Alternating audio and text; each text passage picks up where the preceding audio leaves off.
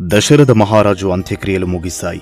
మేనమామ ఇంటి నుండి భరతుడు మరియు శత్రుఘ్నుడు అత్యవసరంగా అయోధ్యకు తిరిగి వస్తారు. నగరమంతా బోసిపోయి శోక సముద్రంలో మునిగిపోవడం చూసి భరతుడు కంగారు పడతాడు. రాజభవనంలోకి అడుగుపెట్టగానే నేరుగా తన తల్లి కైకేయి మందిరానికి వెళ్తాడు. కైకేయి తన కొడుకును చూసి మురిసిపోతుంది. భరత, నీకోసమే ఈ రాజ్యాన్ని సంపాదించాను.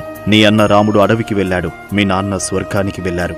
ఇప్పుడు నువ్వే ఈ భూమికి రాజువి అని ఆనందంగా చెబుతుంది. ఆ మాటలు విన్న భరతుడికి భూమి బద్దలైనంత పనవుతుంది. భరతుడు తన తల్లి అని కూడా చూడకుండా కైకేయిపై విరుచుకుపడతాడు. ఓ పాపాత్మురాలా, నా అన్నను అడవికి పంపి నా తండ్రి ప్రాణాలు తీశావా?